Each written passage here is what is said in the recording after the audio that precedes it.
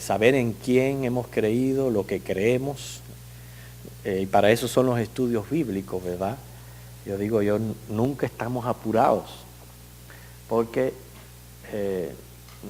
lo único que tenemos por delante es el momento cuando Cristo venga por nosotros, y cuando Él venga por nosotros, mira, ya vamos a saber cómo hemos sido conocidos, así que no tenemos apuro de terminar. Tremendo, increíble, ¿no?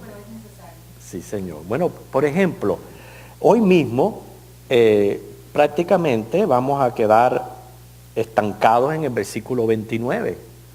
¿Por qué? Porque es uno de los más, yo dije que esta parte de Corinto era una de las más difíciles de interpretar de lo que es prácticamente las escrituras enteras.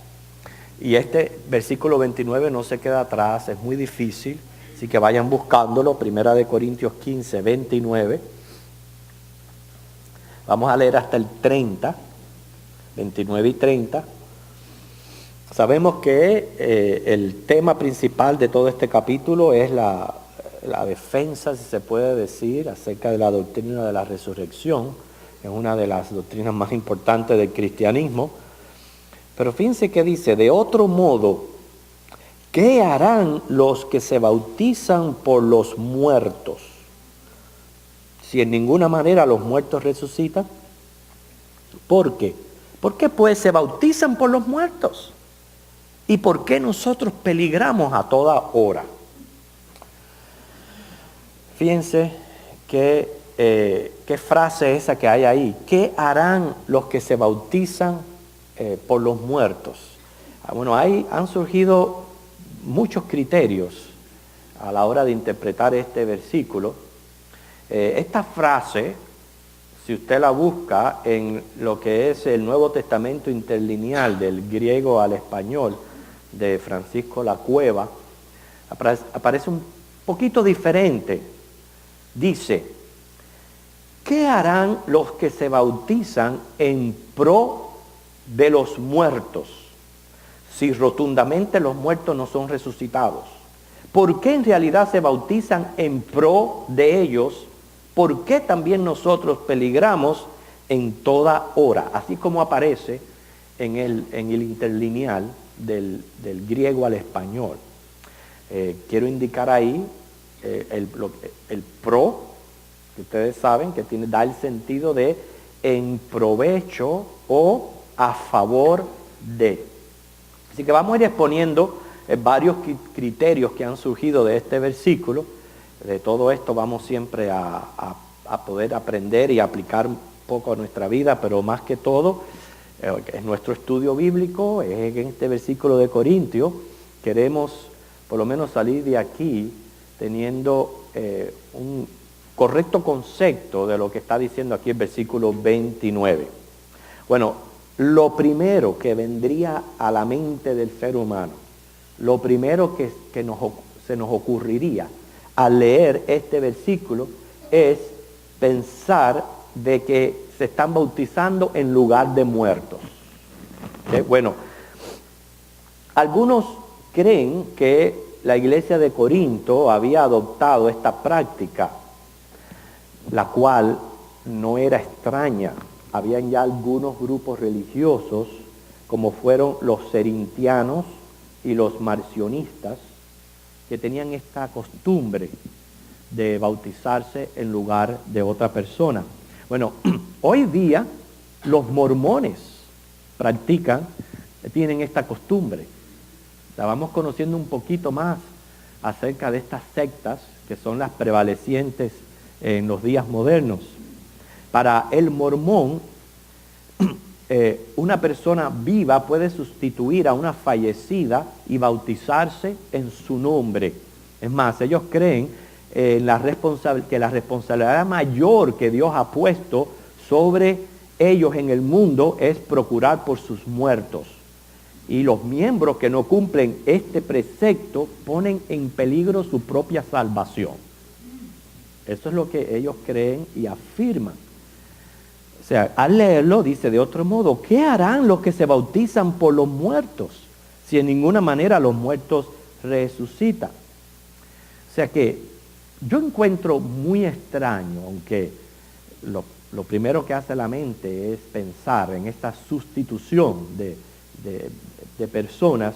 Yo encuentro muy extraño que ese sea el sentido del versículo y les explico por qué. Porque Pablo ahí está acentuando lo que estaba pasando, el hecho, lo estaba acentuando, lejos de censurarlo.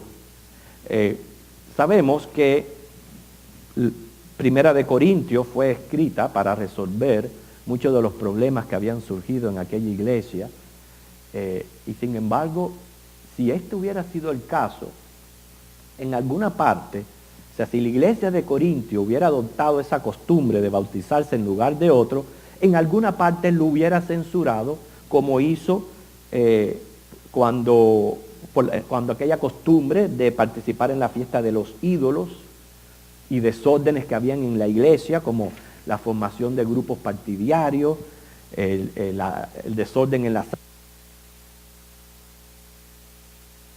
matrimonio, etc. Pablo resolvió muchos problemas de Corintio. De seguro hubiera resuelto porque definitivamente no va de acuerdo a la sana doctrina de la palabra, ni menos al evangelio y a la salvación. El ser bautizado vicariamente por otros, asegurándoles un lugar en el cielo, debe de ser sancionado. Es contrario a la esencia del evangelio. Pero peor, hace nulo el sacrificio de Cristo. Por eso es que es una herejía. Si la salvación es personal, lo debe de ser el bautismo, que no es más que un acto simbólico representativo de la salvación. ¿Sí, hermana? Precisamente aquí en el versículo de la explicación que tiene dice, es decir, los que por medio del bautismo toman el lugar en el servicio de Cristo, dejado por los creyentes que se han muerto. Así mismo. Ahora después, pero no sé, quiero que se me adelante, porque yo tengo aquí 4 o 5 criterios que lo curioso de esto es que han prevalecido a través de los siglos. Nunca falta una persona que lea un versículo así y crea estas cosas, pero por eso es parte de nuestro trabajo es presentarla y desacreditarla, porque al fin y al cabo no va de acuerdo ni con el texto de las Escrituras, y menos con la forma de Pablo de ser. Pablo era un hombre que enseñó de la salvación, enseñó de la gracia, enseñó el evangelio. ¿Cómo él va a mencionar algo y no censurarlo? Por eso es que no creemos que esa sea un criterio correcto. El segundo es bautizarse por el testimonio de los muertos. O sea, se refiere a los que se bautizaban, y aquí es donde quiero que entiendan, a pesar del testimonio de los que habían muerto. Esta tiene que ver con el criterio que mencionó la hermana. Cuando Pablo escribía esta carta, la iglesia se encontraba padeciendo una cruda persecución. O sea, muchos morían mártires del evangelio. Y vemos que esa ha sido una realidad del cristianismo. No hemos dejado de sufrir persecución. Precisamente en esta semana, el lunes, ayer, en Egipto, todos pudimos ver que murieron más de 20 personas, más de 20 cristianos en una manifestación. Allí en Egipto pasó ayer. O sea que continuamente en el mundo los cristianos están sufriendo persecución. Por algo Jesús dijo, bienaventurados sois cuando por mi causa os vituperen y os persigan, dice Mateo 5:11. Bueno, esto era lo que estaba pasando. Los que se bautizaban eran propensos a esta persecución, o sea, se exponían mucho más a ser martirizados, inclusive poco después de profesar públicamente su fe, pagaban con sus vidas. Ahora, ¿detenía la persecución los bautismos? No, era todo lo contrario. Cada vez morían cristianos, pero surgían nuevos bautizados, y era como si relevaran el lugar que dejaban los que morían. Ese es el sentido que tiene esta frase. Era como que se van unos, pero vienen otros. Entonces, esta interpretación inclusive está en acorde con el versículo 30, porque dice Pablo, ¿y por qué nosotros peligramos a toda hora? O sea, que esa era prácticamente la razón por la que quizás el comentarista habla de reemplazar un servicio que ha sido dejado por otro, pero era por eso, era por la persecución, el martirio, y eso no prevenía que la gente nueva se bautizara a pesar de que eran expuestos a estos peligros, y sí, se iban unos, pero venían otros. Por eso que dice en pro de los muertos, o sea, se refiere más bien a los muertos que fueron específicamente martirizados. O sea, se bautizaban en pro de la causa del Evangelio. Era más bien lo que está diciendo el versículo. Pero queremos presentar 3 criterios más. En el comentario Matthew Henry aparece una interpretación de Bullinger que está basada en el significado del bautismo, pero ellos expresan ahí que requeriría un arreglo de puntuación que contiene el griego en la actualidad, teniendo en cuenta que los primeros manuscritos carecían de puntuación. O sea, como los primeros manuscritos carecían de puntuación, entonces podían arreglar la frase de una manera que pudiera encajar con el significado que tiene el bautismo. Ustedes saben la importancia de lo que es la puntuación, ¿verdad? Ya esto es un dicho viejo, pero muchos saben de que hubo un edicto de un rey que dijo, matadlo, no, coma, dejarlo. Pero el escribano se equivocó y puso la coma en el lugar donde no estaba y puso matadlo, coma, no dejarlo. Y al pobre hombre lo mataron por el error de una coma, de una puntuación. Bueno, si vamos a ver este criterio, habría que puntuar el versículo del modo siguiente. En interrogación, ¿qué lograrán los que se bautizan? Eso en interrogación. Para entonces ahora poner puntos de exclamación y decir, por los muertos se bautizan, si en ninguna manera los muertos resucitan. O sea que en el cambio de signos aquí, entonces se le estaría dando una nueva puntuación al versículo. Está basado en Romanos 6:3, donde dice Pablo, ¿no sabéis que todos los que hemos sido bautizados en Cristo Jesús, hemos sido bautizados en su muerte? O sea, la idea es que el creyente se sumerge con Cristo en la muerte. Entonces, si no hay resurrección, significa que queda en cadáver. O sea, carece de sentido el acto. Sin resurrección, todos los que murieron en Cristo perecieron. Y si ellos perecieron, ¿te vas a bautizar o a identificar con una fe ilusoria? O sea, que más bien ese es el sentido que le quieren dar a la frase. La cuarta era bautizarse en lugar de los muertos. Sugieren que algunos creyentes, para expresar su fe en la resurrección, se bautizaban sobre la tumba de los mártires. Ustedes se asombrarán, pero estos son los criterios que se encuentran en los comentarios. Pero esto requeriría ir allí al lugar con un balde de agua, un pote de agua, y echarse agua por arriba en lugar de lo que es la inmersión. Porque en los cementerios, donde hay una tumba de muertos, no necesariamente hay un río, hay un lago, hay un agua. Entonces ya no sería inmersión, sino aspersión o rociamiento. Algo que practican los católicos, los luteranos, algunos reformados, pero nosotros los bautistas nos caracterizamos por el método de la inmersión. ¿Por qué? Fue el que practicó el Señor Jesús. ahí en Mateo 3:16, dice, subió del agua. Y si subió, fue porque se sumergió.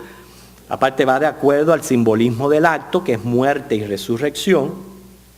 Y la etimología del término bautizar es sumergir. Así que pensar que aquí cuando dice, ¿qué harán los que se bautizan por los muertos? Era ir allí al lugar de la tumba y echarse agua por arriba, bautizarse, no va de acuerdo tampoco a la Escritura. Pero hay una quinta. Hay una quinta y después vamos a nosotros ver cuál es la que más se acopla a lo que es la sana doctrina. Y en esta, hermano, se lo digo, a mí no me asombra lo que le puede pasar a una persona por su mente. Y no me asombra. Muchos postergaban el bautismo hasta estar cerca de la muerte. Y siempre, yo digo que todas las personas en todo tratan de justificar y buscar un apoyo bíblico. Ellos se basaban en Mateo 20, del 22 al 23, donde allí el Señor dice, podréis beber del vaso que yo voy a tomar, podréis bautizarse en el bautismo en la que me voy a bautizar. Y como Él se estaba refiriendo a su muerte, pues estas personas pensaban y decían, bueno, pues vamos a esperar ya al momento casi que nos vamos a morir para bautizarnos. Pero hermano, ¿quién puede garantizar la vida? Es más, ¿quién puede decir que está cerca de la muerte? Nadie. Así que, y más, estando bajo una cruda persecución en aquel entonces. Por eso, yo creo firmemente la interpretación más adecuada fue la segunda, la que expusimos, que era bautizarse a pesar del peligro que esto constituía para los nuevos creyentes que llenaban o reemplazaban el espacio que dejaban los valientes mártires. Para mí, eso es lo que mejor se acopla a lo que es la frase, bautizarse en pro de los muertos. O sea, exponiéndose al mismo vituperio que ellos sufrieron y tomando prácticamente su lugar. Yo estaba pensando en esto. Yo digo, tuvo que haber sido muy duro la vida del cristiano, la vida de la iglesia en aquellos días. ¿Por qué? Siempre en todas las iglesias hay un núcleo, ¿verdad? De ese núcleo uno sale afuera y hay comprometidos. Y después de los comprometidos vienen los simpatizantes. Y así se van formando como si fuera una cebolla la iglesia, comenzando en el núcleo, y puedes ir añadiendo grupos y grupos y grupos de acuerdo a la manera de relacionarse, la manera que tiene el creyente de relacionarse con la iglesia. Y en todas las iglesias hay un núcleo, y ese debe de ser, yo pienso, el objetivo de todo creyente. No conformarse con ser un simpatizante o simplemente estar comprometido. No. Cuando usted toma las cosas del Señor en serio y toma la iglesia en serio, es para usted venir a ser parte de ella, venir a ser miembro, venir a servir, sostener la obra, sostenerla en todo aspecto, estar siempre lo más posible presente en todos sus cultos.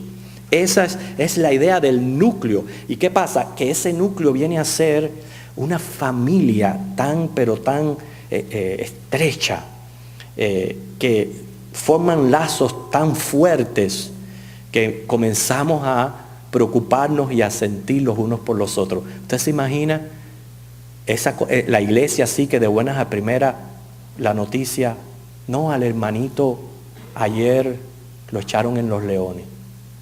Oh no, a la hermanita la quemaron en la hoguera. ¿Usted se imagina qué duro, qué triste tiene que haber sido para la iglesia primitiva, para la iglesia de aquellos tiempos, tener que enfrentar esto? Tuvo que haber sido verdaderamente muy dificultoso, hermanos.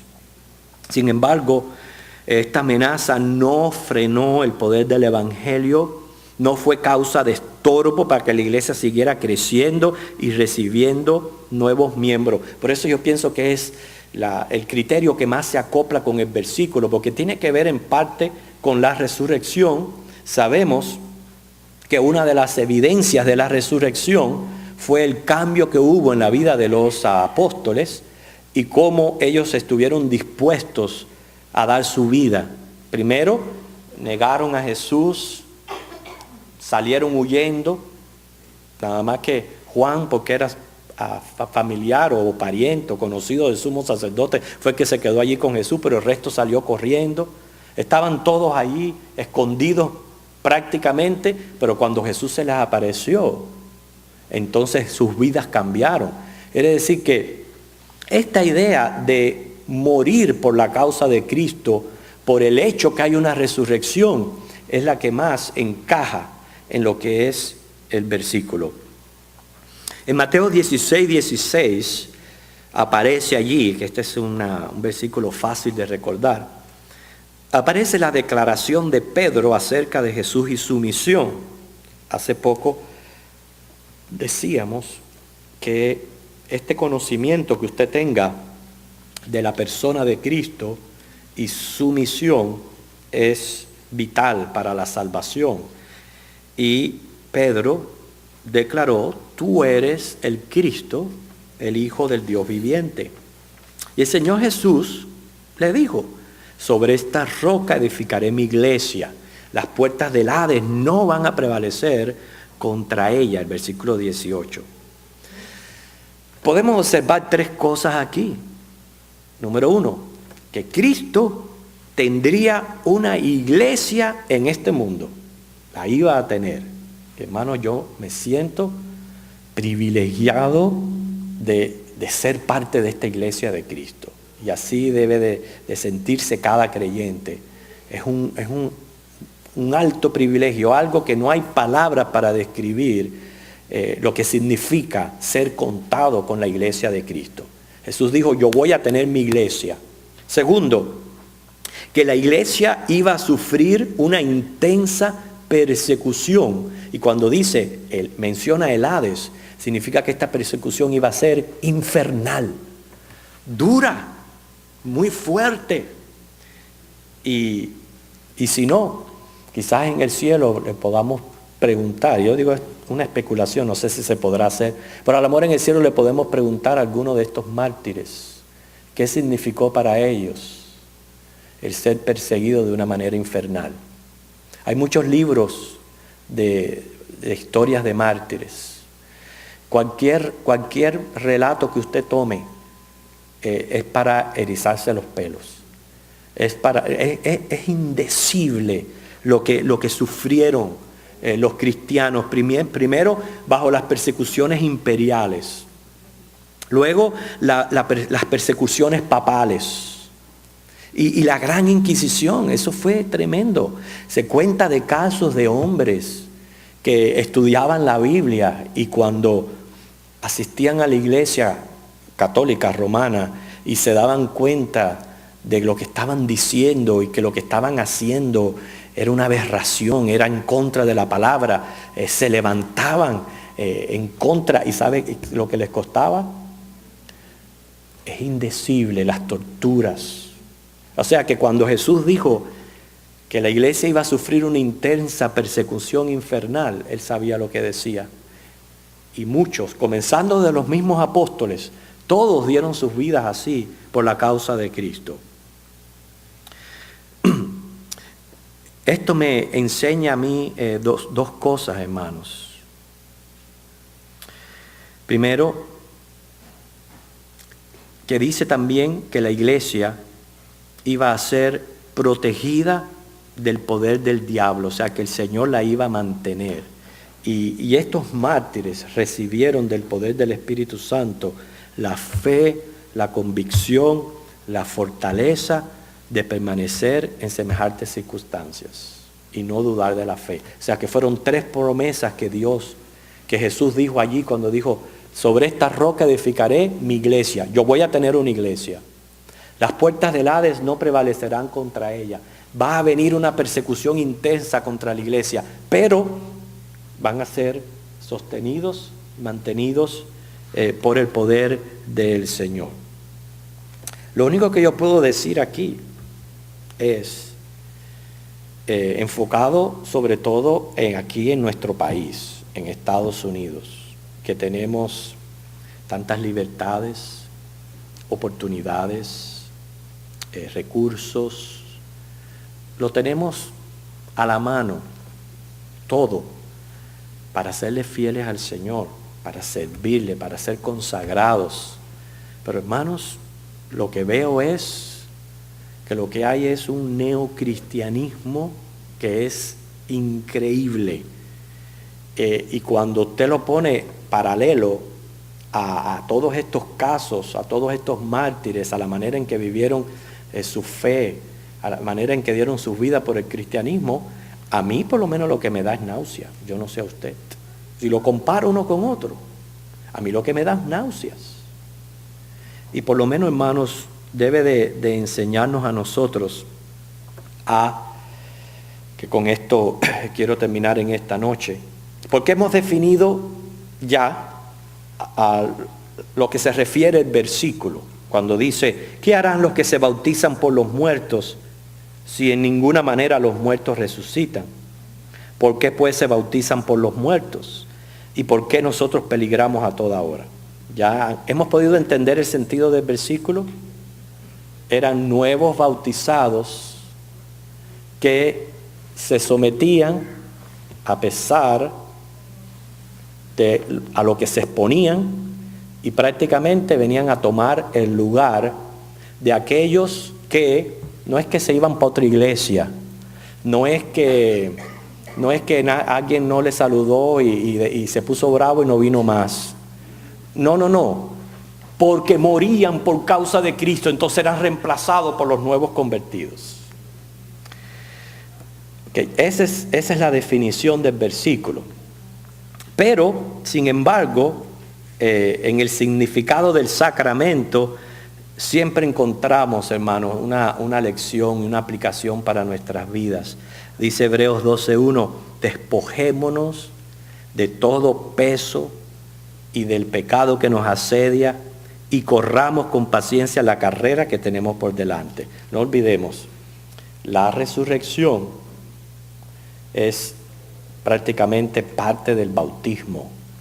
Es el salir a una nueva vida, eso es lo que representa salir del agua.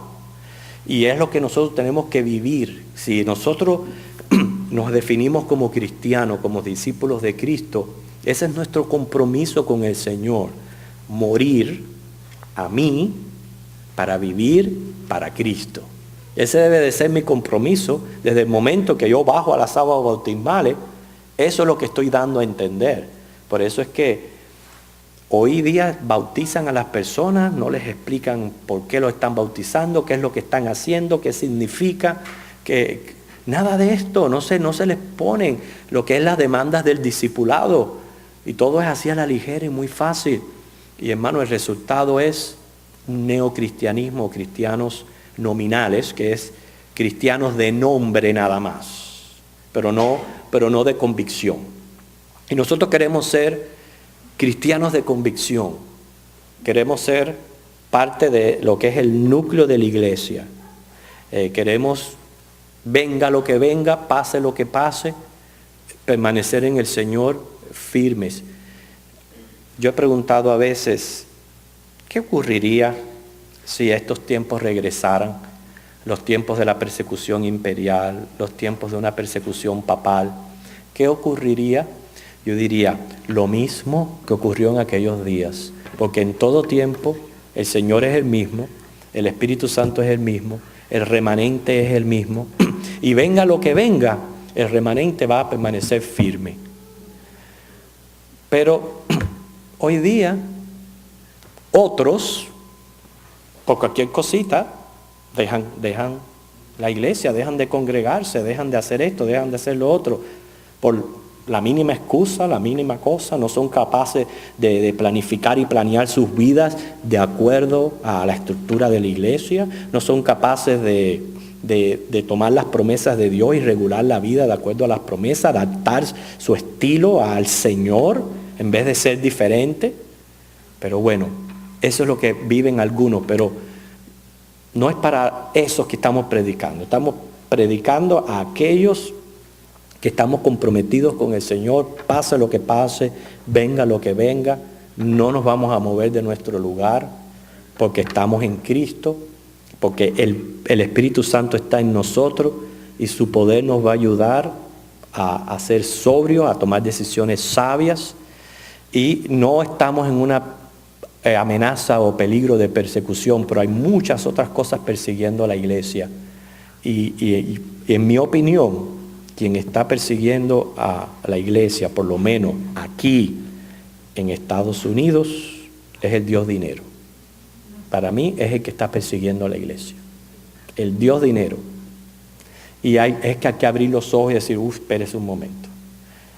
Yo me bauticé, yo soy un discípulo de Cristo, yo tengo que tomar mi cruz día a día y seguirle. Seguir apoyando la obra del Señor. Bueno, que el Señor les bendiga. La semana que viene continuamos con nuestro estudio.